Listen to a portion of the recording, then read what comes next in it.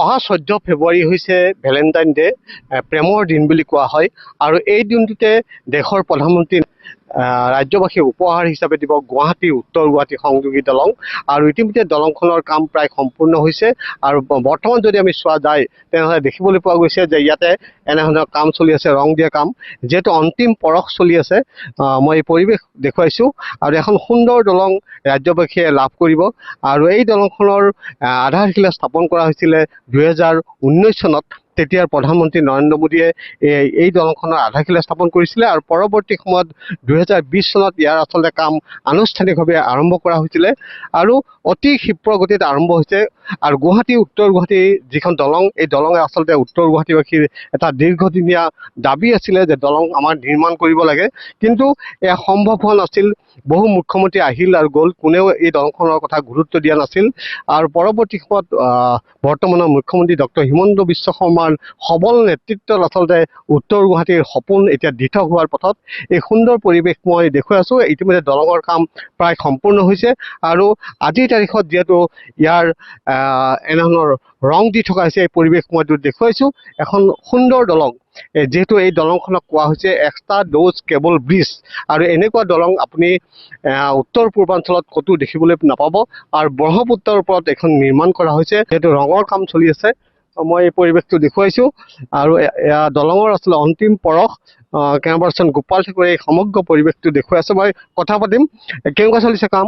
কাম ভালেই চলি আছে। ৰাত দিন 12 ঘণ্টা 24 ঘণ্টা কামে চলি আছে। ৰাত দিন আমাক ছুটি কৰিব নিদিয়ে, সমানে চলি আছে। আমাৰ এইটো টিমত আপোনাৰ 12জন মানুহ কাম কৰি আছো, ভাগ ভাগ হৈ আছে। সেইটো বেলেগ। ইমান ধুনীয়া দলং, বঢ়িয়া লাগিছে, ভাল লাগিছে। আমাৰ শ্যাম ছাৰ আহিব নাই, দেখা নাই এতিয়া জীৱনৰ সেইটো প্ৰথম দেখিলো ফাৰ্ষ্ট। হয়, আমি ভালেই আৰু ভাল লাগিছে আৰু ধন্যবাদ জনাইছো মুখ্যমন্ত্ৰীক। আমি নিশ্চিতভাৱে আচলতে মুখ্যমন্ত্ৰীক ধন্যবাদ জনাইছে। এখন সুন্দৰ দলং ৰাজ্যবাসীয়ে পাবলৈ গৈ আছে। মই কথা পাতিম, যিহেতু ইয়াতে নিৰাপত্তা ৰখি আছে, তেওঁলোকে দিন ৰাতি সমানে এই দলংখনক ৰক্ষা কৰি আছে, তেওঁলোকে চোৱা মেলা কৰি আছে। দাদা, আপুনি কিমান দিনৰ পৰা এই কামটো কৰি আছিল? নমস্কাৰ, মই 4 বছৰ ধৰি কাম কৰি আছো। মনোজ বৰ্মন, গোৱালপাৰা। আপুনি 4 বছৰ যিহেতু দলং নিৰ্মাণৰ লগত জড়িত হৈ আছে, দলংখন দেখিছে অলপ অলপকৈ ক্ৰমান্বয়ে আগবাঢ়ি গৈ আছে। আৰু যিহেতু 14 ফেব্ৰুৱাৰীত প্ৰধানমন্ত্ৰীয়ে এইখন আনুষ্ঠানিকভাৱে মুকলি কৰিব, গতিকে কি ক'ব এই মুহূৰ্তত? এটা সুন্দৰ দিন আহি আছে। হয়, এনেকুৱা ব্ৰিজটো ক'তো দেখা নাই। এনে আৰু সন্ধিয়া সময়ত আকৌ ভাল লাগে, বঢ়িয়া। মানে কি ক'ম আৰু, এনেকুৱা ব্ৰিজ আকৌ যিটো হয় অসমত, সেইটো আৰু কামনা। সন্ধিয়া যেতিয়া লাইটবিলাক জ্বলে কেনেকুৱা লাগে?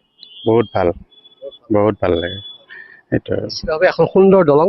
দাদা, কি ক'ব, কেনেকুৱা লাগিছে দলংখন? বঢ়িয়া, ধুনীয়া লাগিছে। আপুনি কিমান দিনৰ পৰা কাম কৰি আছে এই দলঙৰ লগত? 4 বছৰ। 4 বছৰ। দলংখন যেতিয়া মানে অলপ অলপকৈ আগবাঢ়ি গৈ আছে, তেতিয়া কেনেকুৱা অনুভৱ হয়? বহুত ভাল লাগিছে, বহুত ধুনীয়া আৰু পৰিৱেশটো। সন্ধিয়া হ'লে বঢ়িয়া ভাল লাগে, লাইট চাইটবোৰ জ্বলি যায়, ভাল লাগে। এতিয়া আগ্ৰহেৰে ৰখি আছে 14 তাৰিখৰ কাৰণে। হয়, অপেক্ষা কৰি আছো আৰু আমাৰ ডাঙৰীয়া প্ৰধানমন্ত্ৰী ডাঙৰীয়া আহিব, উদ্বোধন কৰিব। ভাল লাগিব আৰু সেইদিনা 14 তাৰিখ। তেওঁক যদি কিবা কাৰণত আপুনি ওচৰত পাই যায়, কি ক'ব তেখেতক? ভাল লাগিব আৰু লগ পাই, ভাল লাগে নিশ্চিতভাৱে। আৰু এনেধৰণেই গুৱাহাটী উত্তৰ গুৱাহাটী সংযোগী দলঙৰ অন্তিম পৰশ দি থকা পৰিলক্ষিত হৈছে।